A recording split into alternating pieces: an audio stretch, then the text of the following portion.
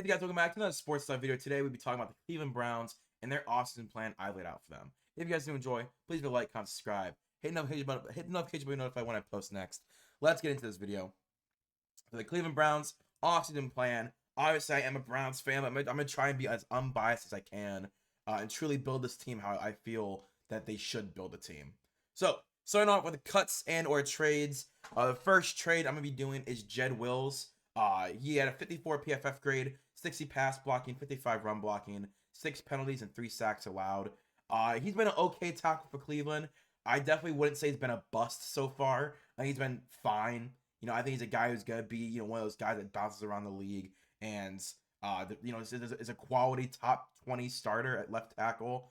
He's not on the same timetable as the team anymore. We can't wait for him to develop. He's regressed this season. He's only, he's not improving every year like we thought he was going to hopefully do. We did not draft Tristan Wirfs. We instead drafted Jed Wills. But from that class, Jed Wills, Mekhi Becton, both of them just really haven't panned out as, franchise tackles. So for the Browns, we'll be moving off of Jed Wills, and we'll be saving $14 million trading him. So we're going to trade him to the Denver Broncos for a 4th-round pick this year. The Broncos, I don't see them keeping Garrett Bowles because Garrett Bowles has been very upset with the team for the last year or two and has been very vocal about it now. And I think that when Russ gets cut officially, a lot of those veterans are going to take that as a slight because you don't mess with the man's money, right? And that's what they're doing. They mess with Russ's money. They're saying, we don't want you. We're going to cut you before that your big extension comes into play. I think it is a little, dirty from them. I think a lot of those veterans who already have their money are going to feel that coming, that the second they can save as much money as they can, they're going to get cut. I think that, yes, it's a business, but I think they is going to take a personal slight to it. And Garrett Bowles has been saying he wants out. So I think he's going to ask for a trade. He's going to get traded somewhere. I did consider him coming to Cleveland and swapping the tackles. But I decided, you know what? Let Cleveland, they're going to probably go with either a draft pick or a free agent. I don't see him grabbing a guy who's already on a pretty big deal at left tackle. So let's trade a 4th-round pick, and they'll trade Garrett Bowles for another pick. So Jed Wills is out the door alongside Jack Conklin. So Jack Conklin missed basically all season with a torn ACL. When healthy, he's an all-pro right tackle. Look at the 2020 season. That was the last time he was truly healthy. He was an all-pro right tackle. I think that he can, if healthy, he can keep that way. Issue is he can't stay healthy. He just, for some reason, has injury luck, his bad injury luck in Cleveland. I think he needs a new change of scenery. I think the Browns want to move on from him, and they want to, save that cap space so they can save. DeJuan Jones, a 4th-round pick that I had a 1st-round grade on, played like a 1st-round pick. I got him in the 4th round. He played amazing until he got hurt. So I'm going to move on from Jack Conklin, keep DeJuan Jones at right tackle for the future of the position, and we're going to save $5 million trading him, and we're going to trade him to the Las Vegas Raiders for a 2025 6th-round pick. So not a this year pick, a next year 6th-round pick. Honestly, it's just a salary dump. I think the Raiders, they might lose Jermaine Illuminor, and I think that's their starting right tackle. They might lose him. Trade for Jack Conklin. Maybe in Vegas he can stay healthier. But for the Browns, it's salary relief. Jack's a great player, but at the end of the day, what have you done for me recently? He's been injured in back-to-back seasons that ended both of those seasons. So I'm gonna move on from Jack Conklin and go with DeJuan Jones for the future. And you save $5 million, but most importantly, the rest of his contract you're not on the hook for. Then for restructures, I'm gonna restructure Deshaun Watson and Denzel Ward. Again, if I only restructure if I think the player's gonna be on the team in 2 years. I think Deshaun Watson and Denzel Ward are on the team in 2 years. So I'm gonna restructure them. I'm gonna save $44 million in cap space for the Cleveland Browns, bringing it up to positive $28 million. And the very first re-signing I'm gonna do is Amari Cooper. So this isn't really a re-signing, it's more of an extension. He had 7,200 yards, 1,250 yards, and 5 touchdowns. In Cleveland, has had back-to-back career years in receptions and yards. I think he can be a number 1 receiver on a Super Bowl contending team, and I think that's what he is in Cleveland. We are a Super Bowl contending team. I think he's a great number 1. He's a fringe top 5, top 8 number 1 receiver in football. He's a great locker room guy. I love Amari Cooper. I do not want to see him gone. And with his current contract, he has no guaranteed money left. So I think once all this restructures and reopenings are done, I think the Browns are going to give Amari Cooper an extension. And instead of an extension, it's a rework of his contract. So we did technically add 2 years, as is the last 2 years in 25 and 26 are void years. We are still going to keep that exact same length. However, it's going to be a $48 million extension. So we're going to fully sign him for those 2 years So he's on the team for 3 more years. Going to fully guarantee this year, fully guarantee in 2025, and then that third year in 2026 is where if we want to cut him or rework the deal again, we can do that. But I think Amari Cooper is an important piece of this offense. He's the best receiver we have in that room. I don't think there's any upgrade we can do this offseason that's realistic to keeping Amari Cooper and then keeping Amari Cooper. He knows the system. I think the locker room loves him. The city of Cleveland loves him. I think it makes more sense instead of to cut him or trade him, is to sign him to an extension and keep him on the roster for the next 3 years. So then we have Zadarius Smith as the next re-signing. He had 13 tackles, 6 sacks, a forced fumble, and 18 stops post-trade from Minnesota. I think the Browns really found a running mate for Miles. Zadarius had a really good pressure rate this past season. He really came on late season. Early part of the season, he wasn't getting many sacks, wasn't getting many tackles. He was mainly just running cardio basically, but he was applying pressure and getting hurries from the quarterback. But late season, those pressures turned into sacks. I think he's due for a monster season next year. He's already on the cap due to void years, so might as well just re-sign him to the roster with those caps, with those void years. If you're gonna be on the cap, might as well just sign him to an extension. And I think it'll be cheaper due to him coming back to Cleveland. And I think he's on that part of his career where he's gonna be a cheaper, kind of like what Jadeveon Clowney was doing when he's on like these 1 year for 10, 1 year for 11 million. I think that's exactly what Zadarius Smith is about to enter. So we're going to be giving him a 2-year, $35 million deal with 55% of it guaranteed. That's $19.5 million. 2 void years to lower the cap hit. So instead of it being I believe, $18 and $20 million cap number, it's a $13.5 and a $14.5, which I think is on the high end of what his deal could be. I think he's definitely more of that $12 million, $11 million guy a year. But as you can see, base salary 10 and 11. But it's that signing bonus and his void years are already on contract, which rates it to 13 and 14. I think he makes a lot of sense for the Browns to re-sign him. I think he'll be wanting to come back to Cleveland and re-up on that Defensive Player of the Year, Myles Garrett, and this #1 defense. Then we have Nick Harris. He had a 56 PFF grade, 66 pass blocking, 59 run blocking, 3 penalties, and 0 sacks as a center. However, he got moved to fullback this year, and he played amazing. I think that there is a role for Nick Harris in the future in this run game. He became a fullback for run game, and he dominated. If you look at those Kareem Hunt touchdowns, every single Kareem Hunt touchdown is a great Nick Harris block. He truly dominated at the fullback position. I think there's a role for him on this team for the future. He was a starter in 2022. He was a projected #1 center for the team. Unfortunately, tore his ACL game 1. Ethan Pochik came in and played great. I think Nick Harris is wanted by this offense, and I think he found his spot on the offense for the future. He pretty do whatever he needed to do to contribute. I think you need that kind of guy on any team. He didn't want to just sit the bench behind Ethan Pochik. He said, I'm willing to do whatever it takes to get on the field, and they found a role for him. A fullback deal, so it's pretty cheap to bring him back. They gave him a 2-year, $5 million deal with $3.5 million guaranteed. That is 70%. That is #6 fullback money. Again, I think if he continues to be the fullback role, I think there's a spot for him on this roster for the next 4 or 5 years. Then we got Maurice Hurst as well from the D tackle position. He had 15 tackles, 2 sacks, and 14 stops. He had an 81 PFF grade. I'm a very big fan of Maurice Hurst. I thought not every play turned into a sack, but he was always, every time you watched the pocket collapse, you saw Maurice Hurst's number from the interior defensive line position. Him and Dalvin Tomlinson played really well together. I think the rotation of him and Shelby Harris was really dominant. Shelby Harris more as that run stopper. Maurice Hurst more as that pass rushing D tackle. I think that the Browns will retain 2 of the 3 free agent D tackles. We have Maurice Hurst, Shelby Harris, and Jordan Elliott. I see 2 of the 3 returning to the team. And I think Mo Hurst is one of those guys that are going to return because he's always been one of those guys that when he's healthy, he's really good, but he's just always hurt. And I think that the Browns are willing to take another shot on him and say, you know what, you played great for us when you were healthy. Ben, the guy just proved his value. I think that if he can stay healthy again for majority of the season, he can be a very good helper for you. 1 year, $3.5 million deal. Then, as I said, 2 of the 3 D tackles are going to be retained. I think Shelby Harris and Mo Hurst were the better of the 3 D tackles outside of Jordan Elliott. I thought those are the 2 that were better than him. And I'm going to retain both of them on 1-year deals. Shelby Harris had 19 tackles, 2 sacks, a forced fumble, and 17 stops. He was really big in the D tackle room. I mean, it's an aged veteran who's won a Super Bowl, knows what it takes, and has played his role really well. He still has gas in the tank at 33 years old. When he was in Denver, I was a really big fan. Gets part of the rush traded to the Seattle Seahawks. plays pretty well. So when he got cut by the Seahawks, I was so happy that the Browns could sign him. And then he actually signed in Cleveland, he over other destinations. So Cleveland, I think they're gonna respect that and be like, you know what, Shelby Harris, we want you back. If you want to come back, we want you. I think they can work out a cap number. He's from a 7th-round pick to a 10-year vet.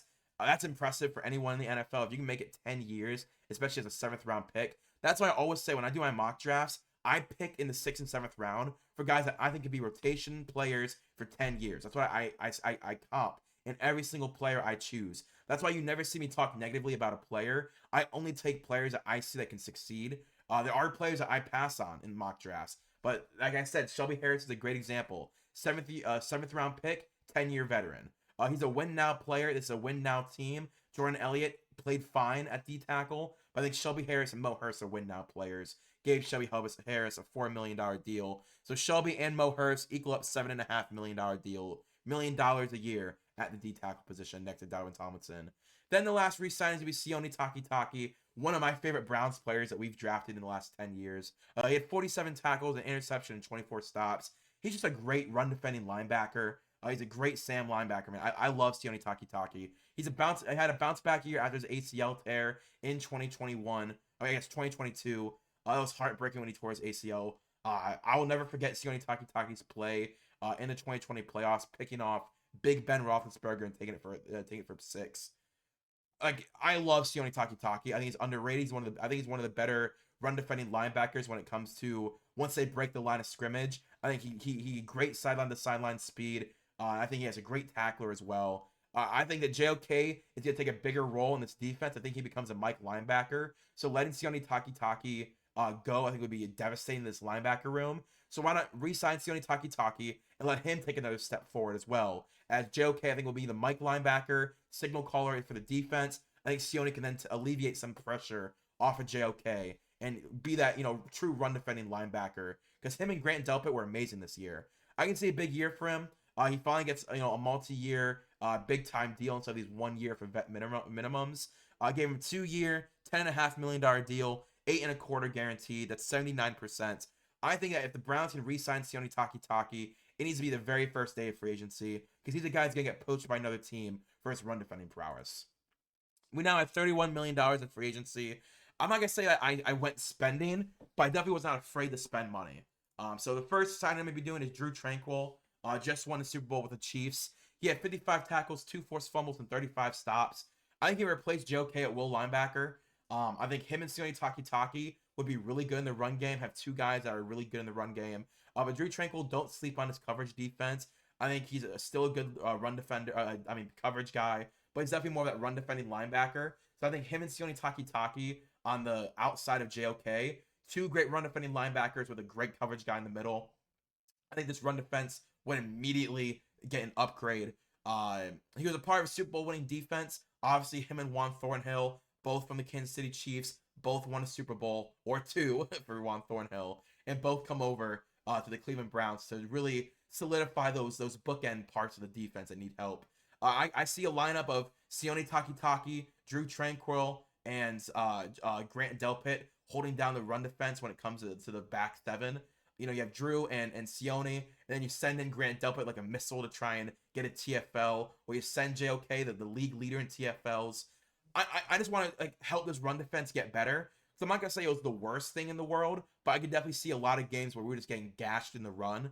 And I think that Drew Tranquill, Sione Takitaki, and Grant Delpit can hold down the run defense from the back 7 while everyone else is in coverage. So I gave Drew Tranquill a 2-year, $15 million deal, $10.5 million guaranteed. That is 70% guaranteed for Drew Tranquill. Then I want to add one weapon on this offense. I'm going to sign Josh Reynolds, one of my favorite sleeper wide receivers. He had 40 receptions, 600 yards, and 5 touchdowns with the Lions. He's a great third option. I mean, you can have Amari Cooper at 1, have Josh Reynolds on the outside at 2, have Elijah Moore in at 3, then Cedric Tillman and David Bell can be those rotational wide receivers that you throw in there. He's 6'3", team needs to get bigger at wide receiver. 6'3" is a great size for a wide receiver. He played for a gritty, hardworking city like Cleveland. Obviously played in Detroit. I think Detroit and Cleveland have a very similar vibe when it comes to the cities. It's overhated cities that love football. When the football team is doing great, the team surrounds the team and like it's a city. It's a city event, basically, football. Like every Sunday, the entire city shuts down to watch football. And I think that Josh Reynolds, he played for that kind of a city. I think he want to keep playing for that kind of city again. I think he'll come in and produce day one. I mean, again, I think Josh Reynolds, all the love in the world. I think he's a really good receiver. With the Rams, then went to the Detroit with Jared Goff. I think it makes a lot of sense to sign Josh Reynolds and for him to come to Cleveland. $6.5 million. I think that's a pretty good option for him. Then we have $10.5 million going into the draft. So here's my draft for the Browns. So I want to go over the trades real quick. So obviously we traded the 4th round pick for Jed Wills. Jed Wills for the 4th round pick and Jack Conklin for the 6th round pick. However, I then flipped those picks to the Jaguars for Walker Little. I think Walker Little, he was one of my favorite tackles in his draft class. I liked his use of hands and his first step off the line to negate power rushers. I think Walker Little got a bad shake in Jacksonville. You had Urban Meyer, yikes. Then the minute that Doug Peterson comes in, they re-sign Cam Robinson, and they don't really get. He plays okay for a year. Then they immediately replace him with Anton Harrison. I don't think he got a fair shake in Jacksonville. He can come to Cleveland, start at left tackle. I think he has 2 years left on his deal. I think it's a year or two left on his deal. He can come to Cleveland, play for a year. If he develops, we'll sign him to a nice deal. If he doesn't develop, we let him walk. No hard feelings, right? But he can come in, start first day one at left tackle. We already got a left tackle situation solved, so we don't have to worry about left tackle in the draft. So that's at 55. I do grab T'Vondre Sweat from Texas. Sweat is a day tackle, day one talent that is going to go in the 2nd round. I think he can start day one for the Browns. He's a great run stuffer, upside as a pass rusher. If you re-sign Mo Hurst and Shelby Harris, you can have T'Vondre Sweat and Siaki Ika develop behind them. I think T'Vondre Sweat is a better play than Siaki Ika. As much as I love Siaki Ika, I thought he was a great prospect last year as a run stopper, but he just isn't playing. So I don't know how much this defense believes in him. I think T'Vondre Sweat and Siaki Ika in the future would be really interesting. But he had 8 TFLs and 4 balls batted in college. That's pretty solid. I love a defense that can bat balls. And and Shelby Harris is actually kind of renowned for that. For like on field goals. He's one of the guys that always jumps and gets blocked balls when it comes to kicks. But yeah, T'Vondre Sweat, he's a mountain of a man. He's a great run stuffer, really wide. I think he'd fit really well for this defense. Then at 86, I grabbed Blake Corum. I love Nick Chubb. I don't want Nick Chubb to retire. I don't want Nick Chubb to go anywhere. But we saw Jerome Ford's limitations. I don't think Blake Corum has his limitations, right? He's a true bell cow running back. He had 1,200. What was it? I think he had 1,200 yards this past year and 27 touchdowns. But overall in college, he had 3,600 yards, 56 touchdowns the last 2 years. That's insane production for a running back. I really like Blake Corum. He's only 5'8", so it's a little bit of a red flag. But for me, if you play football well, you play football well. Who cares about your size? Blake Corum knows how to negate blockers. I think the only thing he needs to work on is post-contact balance and running. The minute he gets hit, he goes to the ground. I think he needs to get better at bouncing off tacklers. But he's a downhill running back. I think him and Kareem Hunt have a lot of comps, have a lot of similarities. Once he gets the ball, he just runs over guys. But Blake Corum, out of Michigan at 86, I think can become a future bell cow running back. But please keep Nick Chubb. I think Blake Corum could play in tandem with Nick Chubb. Because again, Kareem Hunt and Nick Chubb play well together. I think Blake Corum has a lot of shades of Kareem Hunt. Then obviously we did the trade. But at 138, we have Drake Nugent from Michigan as well. Their center for the last 3 years. Just won a national championship. I think he's a backup center. Backup interior offensive lineman. I think that's the worst thing in the world. Nick Harris obviously got moved to fullback and still played some backup center minutes. But Drake Nugent comes in as a true backup center. You can keep Nick Harris at fullback and that 6 offensive lineman. But Drake Nugent could be the future at the position. He blocked well for Corum, so there's some familiarity. That's the main reason I took Drake Nugent. If we're going to take Blake Corum, I want some familiarity with his run style. Let's grab Drake Nugent, play backup center. Nick Harris can focus on fullback and being that extra lineman in run sets, and doesn't have to worry about center at all. Then at 159, I grab Joshua Cephas from UTSA.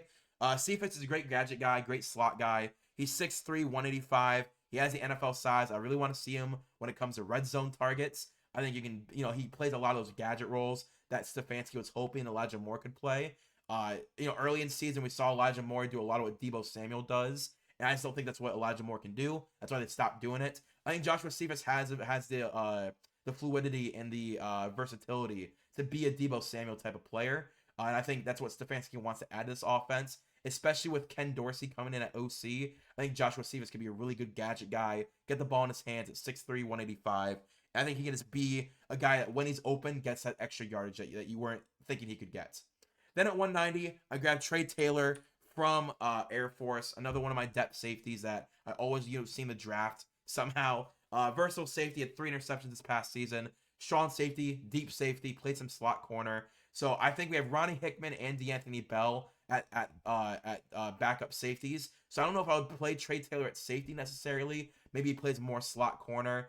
Him and Cam Mitchell can back up the corner room. Because outside of Cam Mitchell, AJ Green really isn't getting roster spots anymore.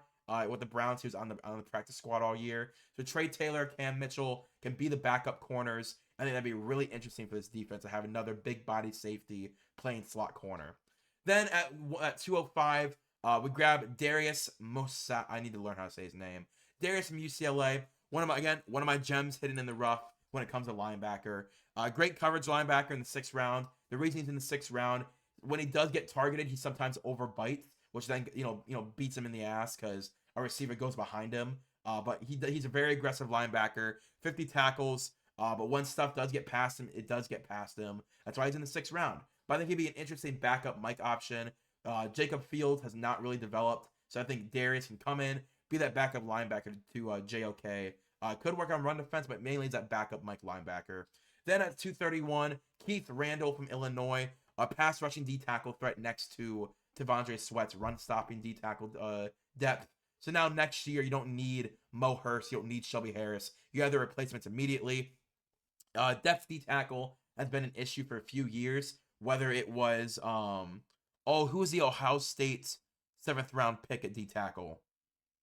Oh my gosh, I know his name. I can't remember his name now. Tommy Togiai. Sorry, Tommy Togiai. Yeah, he's already out of off the team. Tommy Togiai. Yeah, Tommy Togiai, the 4th round pick for the Browns. That's really the last defensive tackle pick that we had that's playing significant, that played any minutes at all. He was horrible. Honestly, got cut from the Browns. Is on the Atlanta Falcons now. But Keith Randall, pass rushing threat at D tackle. He needs to add some weight to play that run stopping D tackle, the traditional D tackle role. But as an athlete D tackle, I think Keith Randall can play some spot minutes, but mainly as that backup to Mo Hurst. But yeah, that's my draft for the Browns. I'm a really big fan of it. I was really worried because for me in the first 3 rounds, if we did have a 1st, 2nd, and a 3rd round pick, D tackle, left tackle, and running back would be the 3 positions that I attack heavily. So the fact that we can get Walker Little for a 4th and a 6th, basically one of those top 3 picks. Blake Corum and T'Vondre Sweat. I'm a big fan of that in the first 3 rounds. Then, you got depth guys. Joshua Cephas can play some ball immediately. Darius can play some coverage linebacker if needed. But yeah, pretty solid. You grab Josh Reynolds. You grab Drew Tranquil as well. But if you guys enjoyed, please leave a like, comment, subscribe. I'm really happy. The fact that we're really into the playoff teams now. Soon we'll be getting to the divisional round guys. But if you enjoyed, please leave a like, comment, subscribe. Let me know what you thought of today's video. And I'll see you guys later. Peace and bye.